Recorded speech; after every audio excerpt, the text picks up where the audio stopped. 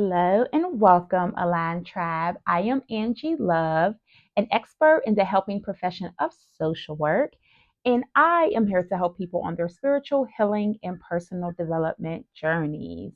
So, I am known as the spiritual sis, the gratitude goddess, the manifesting mystic, and the energy empress. Thank you all in advance for liking, commenting, subscribing, sharing, and following along on this journey. And know that as always, I am so glad that you are here. So, today's video, I am going to talk about something that is truly dear to my heart, and that is building intentional community and safe spaces as an adult, right? So, we're going to get into that. But before I do that, I would like to express myself in full transparency. I want to sincerely and genuinely thank the people who support this content on this channel. I appreciate it so much, the people who like, who share, who comment, who subscribe, who follow along. Know that I value you all so much. This content is literally free to you all. The only thing that I ask is that if you find it useful, that you like the videos. At the minimum, just the bare minimum is to like it. That's my only ask. Share it, follow along, subscribe, all of that other good stuff if you want to be super gracious. But at the bare minimum, I am asking you all to like the video. As a new content creator, it can be very disheartening to not have your content supported based on the algorithm.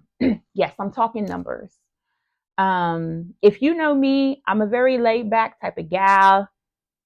I keep a low profile. I don't really care how many likes I get on my posts on my social medias.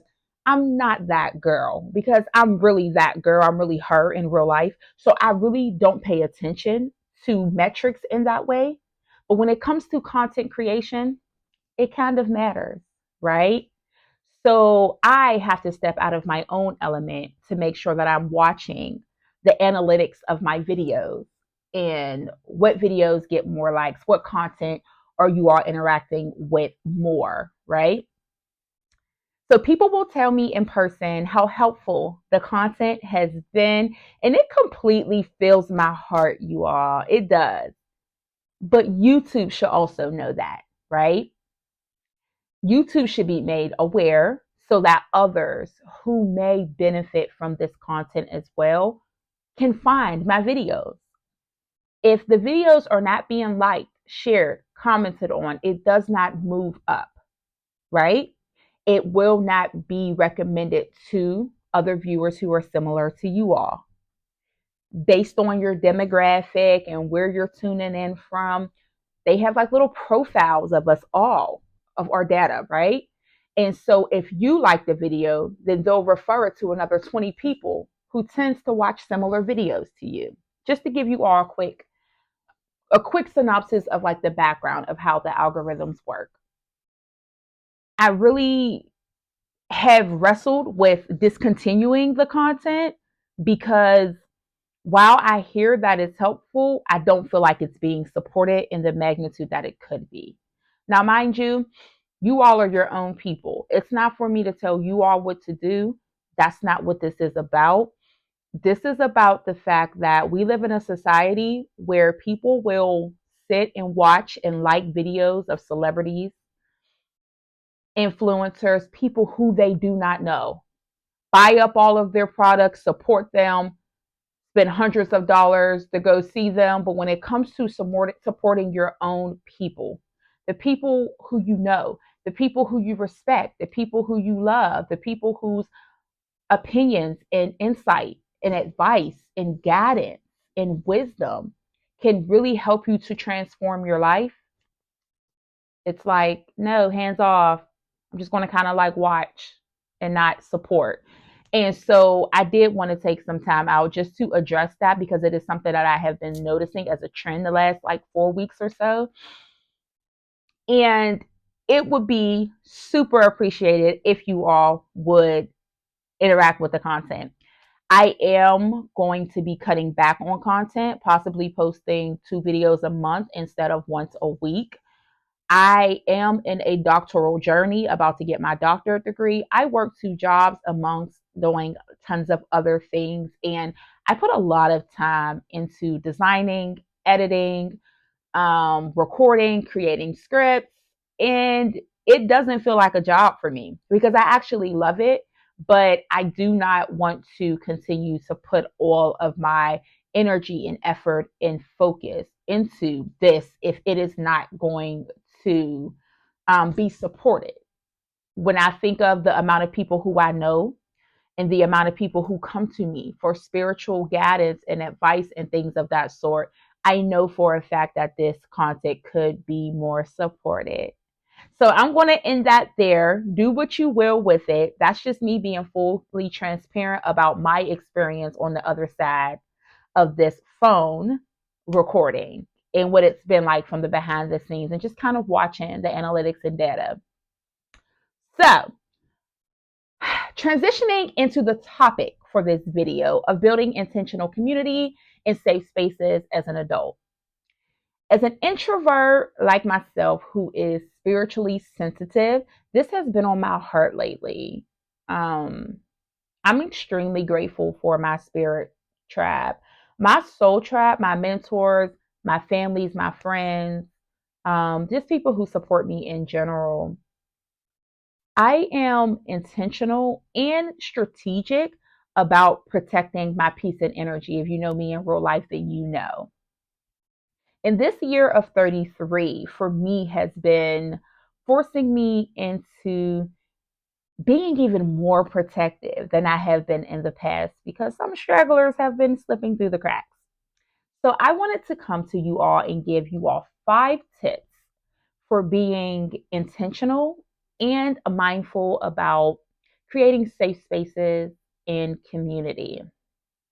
So, tip number 1 is to make sure that you are connecting with your body. You are healing your nervous system and really tuning in and strengthening your intuition because it will let you know who and what is for you always. If it is not a vibrational match, your body will respond. Your body will send you signals. Your intuition will sound off. But if you're disconnected, you won't hear any of it. So make sure that you all do that. Number 2 is to go deeper beyond common interests, right? When it comes to connecting with people. Common interests are fine if it's like surface level connection, but when you want to be intentional and you want a really safe space, you want to make sure that you are connecting with like minded people. It doesn't mean that you all think the same about every single topic and you have the same stance in every single discussion, but no, but you all may share similar values and or goals or have a certain level of understanding about life, your purpose, and like what's really important to you, right? Your beliefs. Number 3, be a connector. I like to think of myself as a connector, and I'm going to go out on a limb and say that my friends in my community, that in the spaces that I have created, would agree with this. So, as a connector, I often introduce my friends, soul tribe members, or just social networks together with others that I believe are an energetic match. So if I know you're interested in starting a vending machine business and I know someone who has had a vending machine business for like 5 years, they're super successful and they love talking to people about how to get started, not to exploit them in their knowledge and their experience and their insight, but just how to get started. I will automatically think, I see it like a web in my mind because I'm a very visual person. So I see it like a diagram. And in my mind, I see, I need to make a connection there. Ding, ding. So I think doing that is super helpful. It can be hit or miss. Do not place too many expectations on it. but just do your part to know that you try to be a connector. Ultimately, it is up to those individuals on if they are going to sustain that connection and if they're going to nurture, right? And really pour into that connection so that it can build. When it comes to helping others build their network, it's also deeper than I just want all of my friends to be friends. Sometimes people will introduce people and it's like, well, I just want all my friends to be friends so that when we hang out, we're all friends. And there's nothing wrong with that either. But if you are introducing people who do not share common goals, common values, common beliefs, it can cause some riffraff. So you just want to be mindful, you want to be intentional about that. Um, it's good to have people who have different perspectives because that's how you learn, right? If someone is sharing a perspective and you never thought of it that way, we're like, didn't see it that way.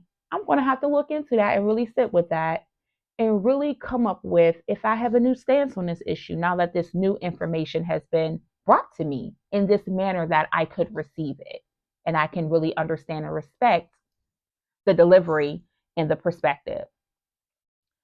Number 4, you all, everybody knows authenticity is a prerequisite for building an intentional community and safe space. You have to be yourself.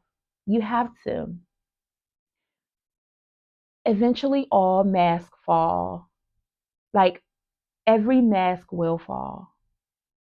Every mask. So why even start off with it? That's how I feel. I don't even see a point to even put the mask on because it's going to fall. It's going to slip. You're going to see the real me. You're going to see. So me personally, I'm just going to show up as who I am. And you either like it, you love it, or you don't. And either way, it's fine because I'm good with me. And so authenticity is a prerequisite, but that is not the only factor, right? I also believe that vulnerability and transparency are really key. So, deeper than just being yourself and showing up as who you truly are, vulnerability takes a different level of courage to open up, right? To talk about things that may be controversial or that may be considered taboo, or to really be able to talk about things that you've been struggling with, the things that you're not so proud of, but it's your truth. And having that transparency to just say, hey, I just wanted to let you all know. I know today we're meeting up to do spiritual things and to do our rituals, but full transparency, I've been feeling this way. My energy isn't where I would like it to be. I've been praying, I've been manifesting, I've been doing spiritual cleanses. This is just what I'm feeling. I just want to be transparent and come to you all and let you know.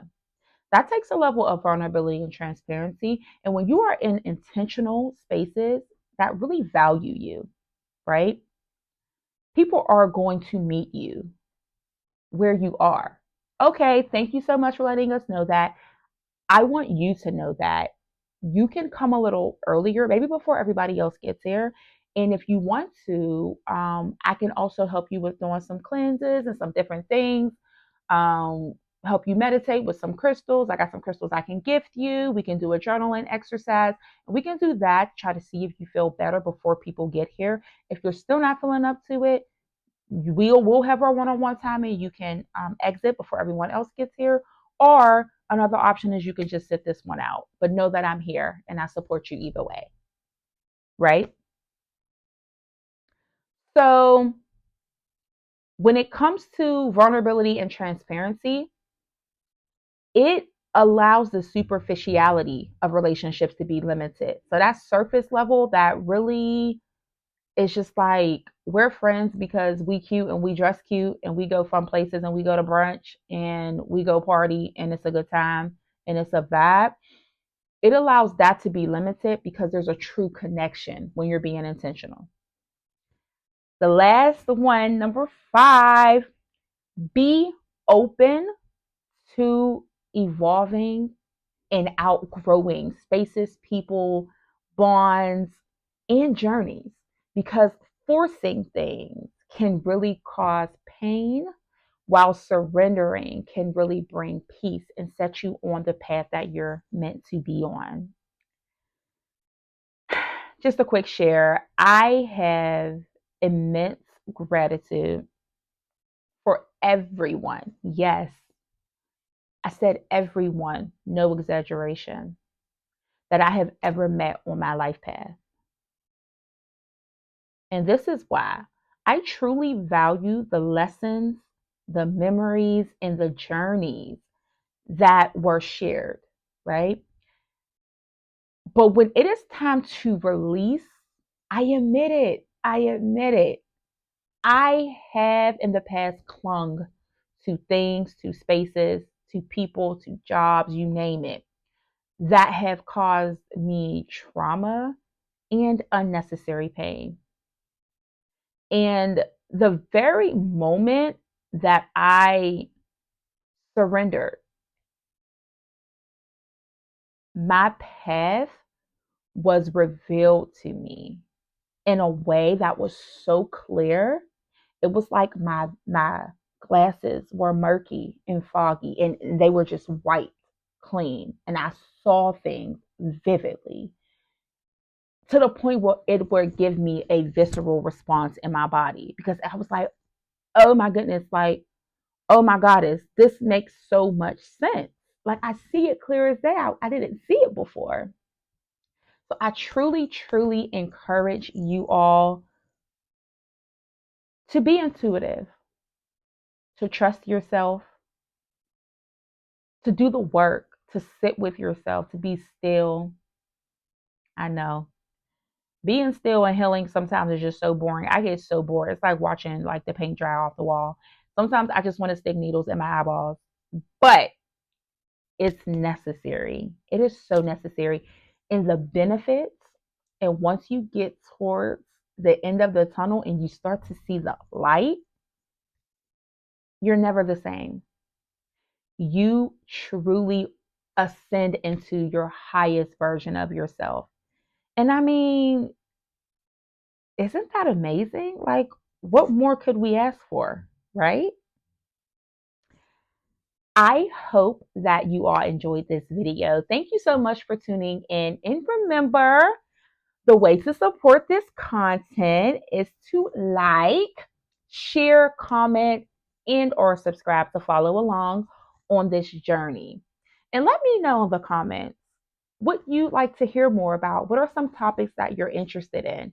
And let me know what you think about this video. And if there are any tips that you have about building intentional communities and safe spaces in adulthood, when you actually have to be strategic and intentional, because, proximity.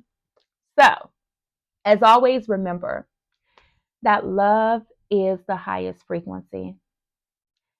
May you center it and align your life path to embrace it daily. Peace and love.